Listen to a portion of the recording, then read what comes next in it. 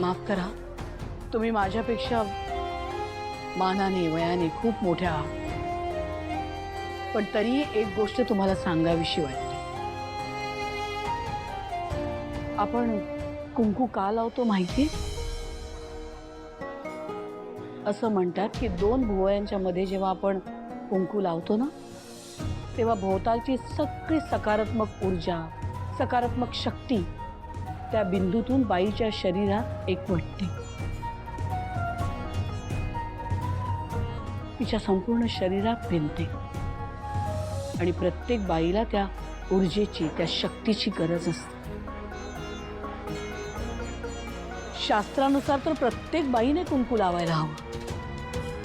हो, मग ती कुमारिका असो, घटस्फोटीत असो, नाहीतर विधवा असो, सगळ्यांनाच त्या शक्तीची गरज आहे. आणि ज्या बायकांना सौभाग्याचा आधार नाही आहे ना, त्यांना तर खासच. कारण त्यांना समाजातल्या कठोर गोष्टींना सामोरं जावं लागतं. त्या गोष्टींपासून संरक्षण होण्यासाठी या शक्तीची गरज भासते. आणि आता राहिला प्रश्न माझ्या भावनाचा, तर खरं तर मला सांगायचं नव्हतं, पण आता सांगेन म्हणते. माझ्या भावनासाठी एक स्थळ चालून आलंय, अगदी चांगल्या घरातलं.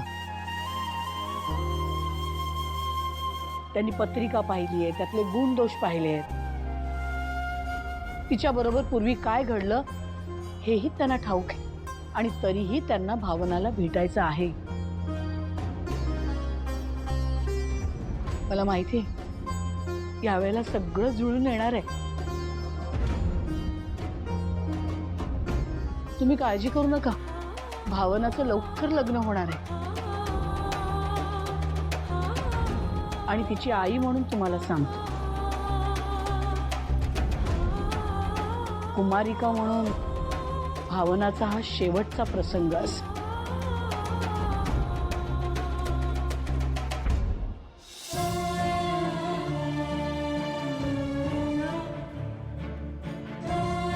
भावना मॅडम साठी स्थळ आलंय.